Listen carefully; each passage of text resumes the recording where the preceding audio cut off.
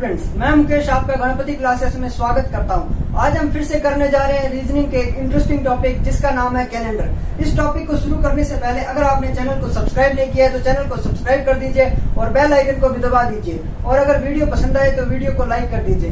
अब हम इस क्लास को शुरू करते हैं। इस क्लास में पहले हम जो हमने पिछली क्लास में पढ़ा था उसका रिकैप कर लेते हैं। तो हमने पिछली क्लास में कैलेंडर के कुछ बेसिक्स के बारे में पढ़ा था, जैसे एक वीक के अंदर कितने दिन होते हैं। एक वीक के अंदर 7 दिन होते हैं। उसके अलावा एक नॉर्मल ईयर के अंदर कितने दिन होते हैं। एक नॉर्मल ईयर के अंदर 365 दिन होते हैं और 52 वीक और 1 दिन होता है। इसे निकालने का तरीका भी हमने बताया था कि 365 को अगर हम 7 से डिवाइड करते हैं तो 52 वीक और शेषफल एक दिन वो निकल के आता है। उसके अलावा एक लीप ईयर के अंदर 366 दिन और 52 वीक और 2 दिन होते हैं। इसे निकालने का तरीका भी सेम था कि 7 से इसे डिवाइड करेंगे तो 52 वीक निकल के आएंगे, शेषफल 2 बचेगा, मतलब 2 दिन। इसके अलावा हमने ईयर के बारे में पढ़ा था कि ईयर 2 तरह के होते हैं, एक होता है नॉर्मल ईयर और एक होता है सेंचुरी ईयर। इसे भी हमने देखा था, जैसे हमने एग्जांपल लेके देखा था कि अगर हम एक एग्जांपल लेते हैं 1825, ईयर को हमेशा 4 से डिवाइड किया जाता है। अगर हम इसे 4 से डिवाइड करते हैं तो इसमें पूरा भाग नहीं जाता, जिससे ये एक नॉर्मल ईयर होता है।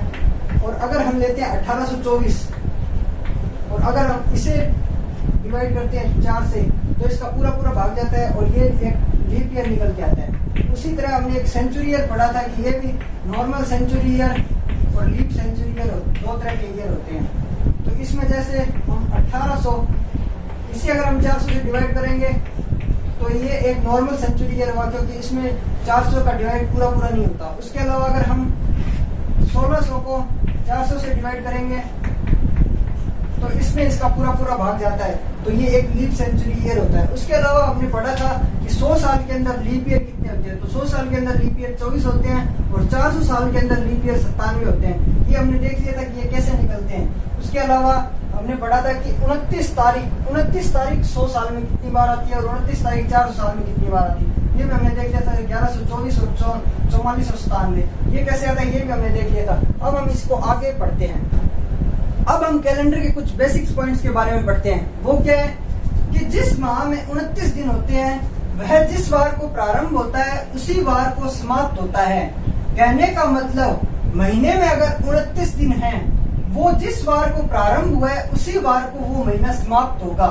कैसे समाप्त होगा वो हम अभी देखते हैं। देखिए, जैसे 1 फरवरी 2021 और 7 फरवरी 2021, ये पहला हफ्ता हो गया। इस दिन मंडे है तो 7 तारीख को अपने आप संडे होगा, ठीक है। अब 8 और 14 8 फरवरी 2021 इसको मंडे है और 14 फरवरी 2021 इसको संडे है। इसी तरह तीसरे हफ्ते में चलते हैं। 15 फरवरी 2021 से 21 फरवरी 2021 इसको मंडे है, इसको संडे है। फिर अगला वीक आएगा 22 फरवरी 2021 से 28 फरवरी 2021 इसको मंडे है, इसको संडे है। मतलब अगर 28 फरवरी को संडे है तो 29 फरवरी को क्या होगा। 29 फरवरी 2021 को अपने आप मंडे होगा। मतलब कहने का मतलब अगर कोई महीना 1 तारीख को मंडे को शुरू हुआ है तो उसकी 29 तारीख को भी मंडे ही होगा। मतलब अगर कोई महीना जिसके अंदर 29 दिन है वह जिस वार को प्रारंभ होता है उसी वार को समाप्त होता है, ठीक है। अब हम इसका अगला पॉइंट देखते हैं कि जिस माह में 30 दिन होते हैं वह जिस वार को प्रारंभ होता है उसके अगले वार को समाप्त होता है। ये देख लीजिए कैसे इसी से समझ लीजिए। जैसे अब अगर 29 तारीख को मंडे है, अगर कोई महीना मंडे को स्टार्ट हुआ है और 29 तारीख को मंडे है तो 30 तारीख को अपने आप क्या हो जाएगा, ट्यूसडे हो जाएगा, अपने आप ट्यूसडे हो जाएगा। मतलब अगर कोई महीना मंडे को शुरू हुआ है तो अगर इसके अंदर 30 दिन है तो वो उसके अगले वार को मतलब ट्यूसडे मतलब मंगलवार को समाप्त होगा। और इसी में यही कहा है कि जिस माह में 30 दिन होते हैं वह जिस वार को प्रारंभ होता है उसके अगले वार को समाप्त होता है। और अगला पॉइंट देख लीजिए कि जिस माह में 31 दिन होते हैं वह जिस वार को प्रारंभ होता है उसके 2 दिन बाद समाप्त होता है। तो अगर 31 का कोई महीना है, 31 फरवरी 2021 है, तो वो अगर कोई महीना मंडे को शुरू हुआ है तो मंडे और ट्यूसडे, अगले दिन आएगा वेडनेसडे, बुधवार, 2 दिन बाद समाप्त होगा। यहाँ पे देख लीजिए, अगर 29 तारीख को मंडे है, 30 तारीख को ट्यूसडे है, तो 31 तारीख को वेडनेसडे होगा। अगर मंडे को स्टार्ट हुआ है तो उसके 2 दिन बाद मतलब बुधवार को वो माह समाप्त होगा। इसमें यही कहा जिस माह में मतलब जिस महीने में 31 दिन होते हैं वह जिस वार को प्रारंभ होता है उसके 2 दिन बाद समाप्त होता है। ठीक है, इसके कहने का मतलब है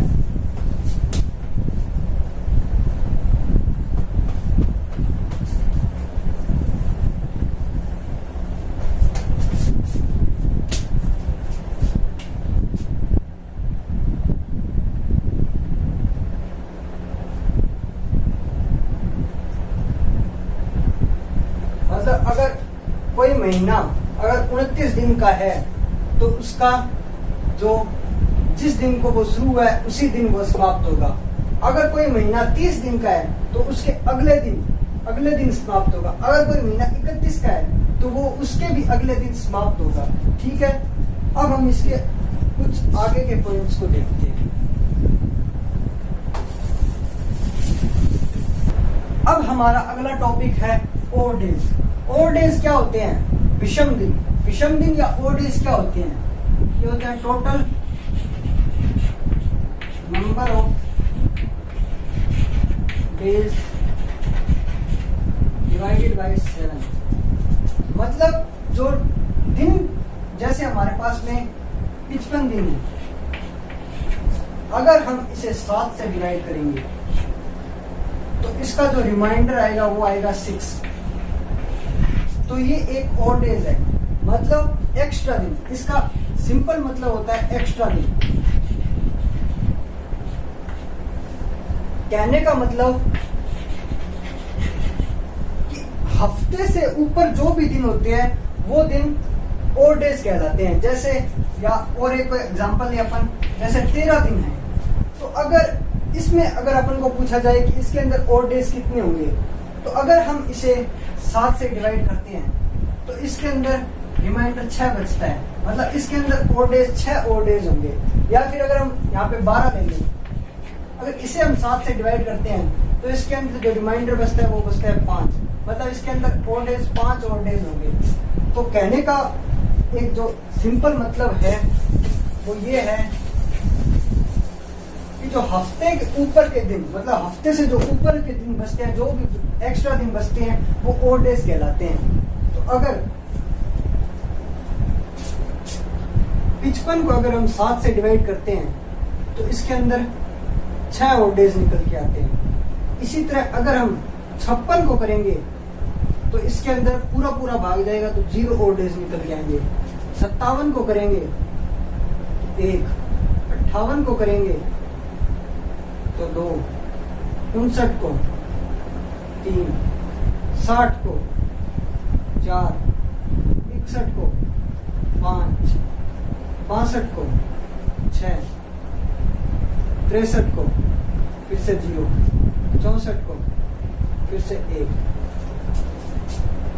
तो इसमें आपने देखा कि जो सबसे ज्यादा ओड डेज आ रहे हैं वो आ रहे हैं 6, और जो सबसे कम ओड डेज आ रहे हैं वो आ रहे हैं 7, मतलब 0, 7 नहीं 0। तो कहने का मतलब ओड डेज 7 ही होते हैं, और वो जो उनमें maximum number of odd days होते हैं वो होते हैं 6, और minimum number of odd days होते हैं वो होते हैं 0। तो अगर आपको कभी पूछा जाए कि ओड डेज कितने होते हैं तो ओड डेज होते हैं 7, और जिनमें जो maximum number of odd days होते हैं वो होते हैं 6, और जो minimum number of odd days होते हैं वो होते हैं 0। अब हम इसे थोड़ा आगे लेके चलते हैं।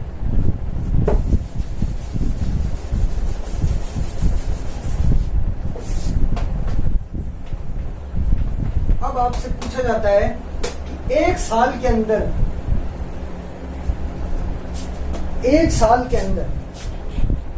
एक नॉर्मल ईयर के अंदर कितने ऑड डेज होते हैं। एक नॉर्मल ईयर के अंदर कितने ऑड डेज होते हैं, ये आपसे पूछा जाता है। तो इसे निकालने का एक सिंपल तरीका है कि पहले हम देखते हैं कि एक नॉर्मल ईयर में दिन कितने होते हैं। एक नॉर्मल ईयर के अंदर होते हैं 365 दिन, ठीक है, ये हमने पढ़ा था 365 दिन होते हैं। तो हमने देखा था जितने दिन होते हैं उन्हें 7 से डिवाइड करते हैं। तो हम 365 को अगर 7 से डिवाइड करते हैं तो इसमें जो रिमाइंडर बचता है वो बचता है 1। वैसे हमें पता है कि 365 दिन में 52 वीक होते हैं और 1 दिन होता है। तो इससे सिंपल हमें पता चल जाता है कि 52 वीक है, मतलब एक्स्ट्रा दिन सिर्फ 1 ही है। तो इसमें जो ऑड डेज होगा वो सिर्फ 1 होगा। इसी तरह अगर हमसे पूछा जाए कि एक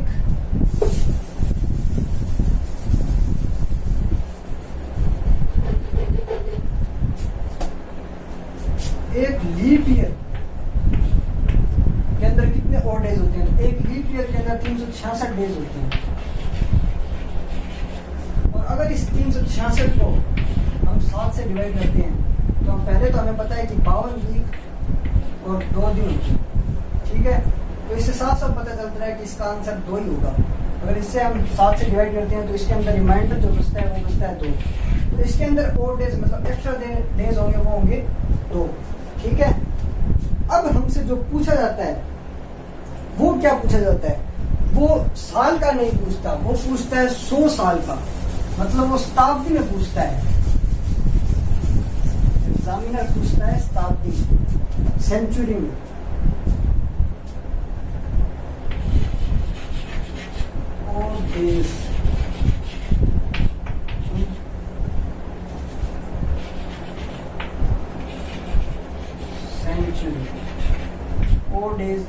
सेंचुरी, ठीक है।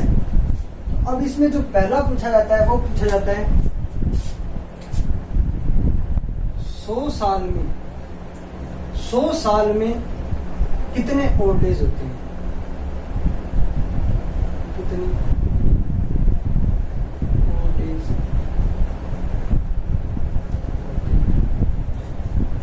100 साल में कितने ऑड डेज होते हैं। तो 100 साल में ऑड डेज निकालने के लिए हमें पता है कि 100 साल के अंदर 24 तो लीप ईयर होते हैं और 76 नॉर्मल ईयर होते हैं। तो अभी हमने पढ़ा था कि जो लीप ईयर होते हैं उनके अंदर ऑड डेज होते हैं 2 और जो नॉर्मल ईयर होते हैं उनके अंदर ऑड डेज होते हैं 1। तो हम इसे इंटू कर देंगे 2 से और इसे इंटू कर देंगे 1 से। इसे किया तो आएगा 48, इसे किया तो आएगा 76। अगर इसको हम टोटल करते हैं तो आता है 124। लेकिन अभी हमने पढ़ा था कि ऑड डेज 124 नहीं हो सकते। ऑड डेज होते हैं 0 से लेके 6। ऑड डेज केवल 7 होते हैं, 0 1 2 3 4 5 6, मतलब 6 तक ऑड डेज होते हैं। 0 से 6 तक 7 ही ऑड डेज होते हैं। तो 124 नहीं हो सकता। तो अब हम क्या करेंगे, अब हम करेंगे इसे 7 से डिवाइड। अब हम इसे क्या करेंगे, 7 से डिवाइड करेंगे। 7 से डिवाइड करने पे इसका जो आंसर आएगा वो आएगा 5। कहने का मतलब जो इसके अंदर रिमाइंडर बचेगा वो बचेगा 5। तो 100 साल के अंदर 5 और डेज होते हैं। 100 साल के अंदर 5 और डेज होते हैं, ठीक है। तो अब हमें पता लग गया कि 100 साल में 5 और डेज होते हैं। अब हमसे पूछा जाएगा कि 200 साल में, तो आप तो कहेंगे कि 5 है 100 साल में, तो 5 × 2 मतलब 10। लेकिन दिक्कत तो यही है कि हमें पता है कि 6 से ज्यादा तो ओड डेज होते ही नहीं, 0 से 6 के बीच में ओड डेज होते हैं। तो हम इसे फिर से 7 से डिवाइड करेंगे, तो इसमें जो रिमाइंडर बचेगा वो बचेगा 3, मतलब इसके अंदर 3 ओड डेज होते हैं। 300 साल में इसे फिर 5 से इंटू करेंगे 3 को, तो आएगा 15। फिर इसे 7 से डिवाइड करेंगे तो रिमाइंडर बचेगा 1। 300 साल में कितने ओड डेज होते हैं? 1 ओड डे होता है। ठीक है, अब पूछा जाएगा 400 साल के अंदर। 400 साल के अंदर 5 × 4 ये हो गया 20। इसके अंदर 20 जो इसका आंसर निकल के आ रहा है, मतलब अगर हम इसे 7 से डिवाइड करते हैं तो इसके अंदर जो निकल के आता है वो आता है 6 ओड डेज होने चाहिए।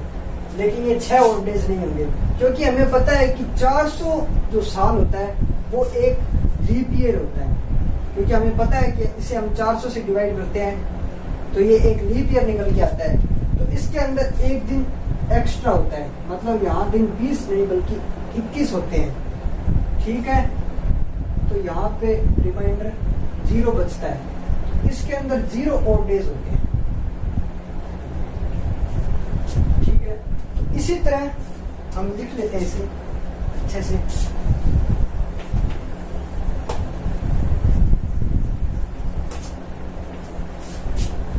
कि 100 साल के अंदर 5 ओड डेज होते हैं। 200 साल के अंदर 3 ओड डेज होते हैं। 300 साल के अंदर 1 ओड डेज होता है। 400 साल के अंदर 0 ओड डेज होते हैं। अब हम निकाल सकते हैं 500 साल के अंदर कितने ओड डेज होते हैं।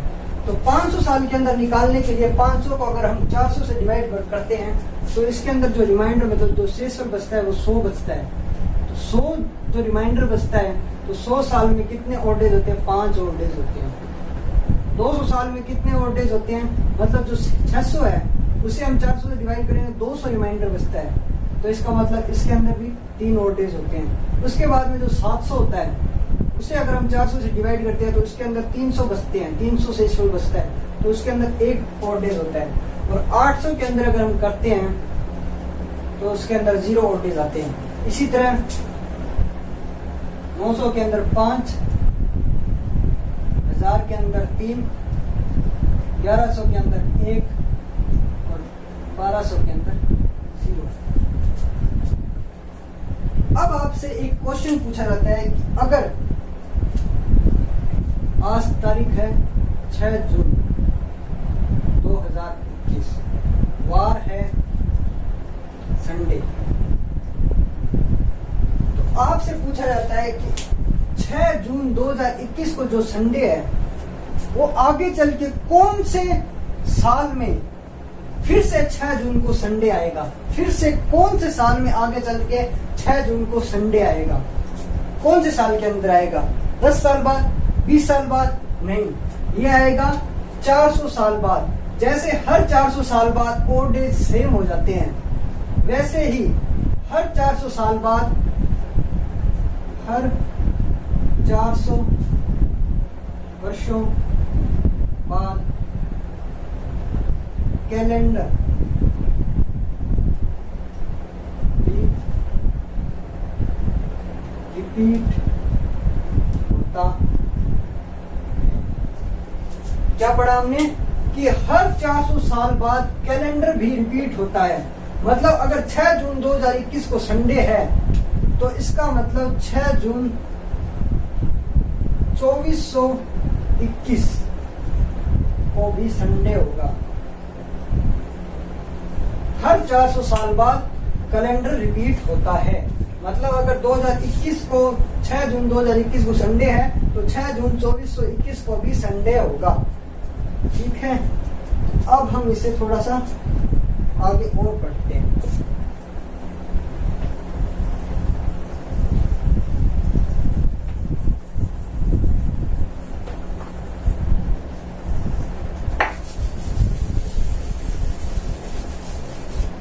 अब जो एक चीज याद करने वाली है वो क्या है, वो ये है कि हर मंथ में कितने ओड डेज होते हैं। Odd days in month, month में कितने ओड डेज होते हैं। जैसे जनवरी के अंदर 31 दिन होते हैं, 31 दिन होते हैं। और इसके अंदर ओड डे कितने होते हैं, अगर हम इसे 7 से डिवाइड करेंगे तो इसके अंदर 3 ओड डेज होंगे। फरवरी, इसके अंदर 28 दिन भी होते हैं और 29 दिन भी होते हैं। अगर एक नॉर्मल ईयर जिसके अंदर 28 दिन होते हैं फरवरी में, तो उसके अंदर 0 ओड डेज होते हैं। और अगर 29 तारीख लेते हैं तो उसके अंदर 1 ओड डे होता है। उसके अलावा आगे चलते हैं,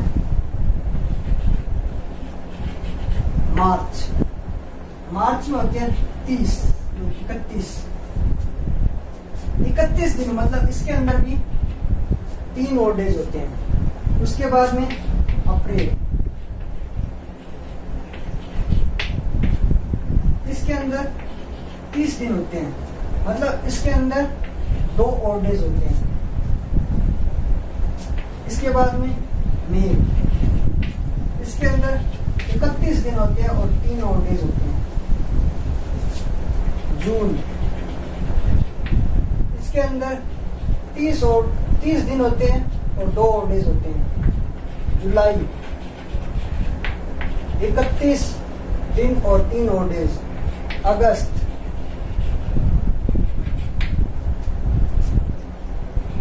31 दिन, 3 ओड डेज। सितंबर, इसके अंदर 30 दिन और 2 ओड डेज। अक्टूबर, 31 दिन और 3 ओड डेज। नवंबर, 30 दिन, 2 ओड डेज। और जो दिसंबर है उसके अंदर 31 दिन और 3 ओड डेज। इसके अलावा एक और चीज है जो हमें देखनी है, वो है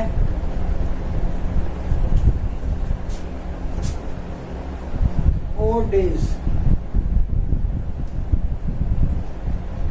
related with day. Odd days related with day मतलब 0, 1, 2, 3, 4, 5, 6, ये हो गए ओड डेज। 0, अगर कहीं 0 ओड डेज है तो उसका मतलब उस दिन संडे है। 1 है तो मंडे, 2 है तो ट्यूसडे, 3 है तो वेडनेसडे,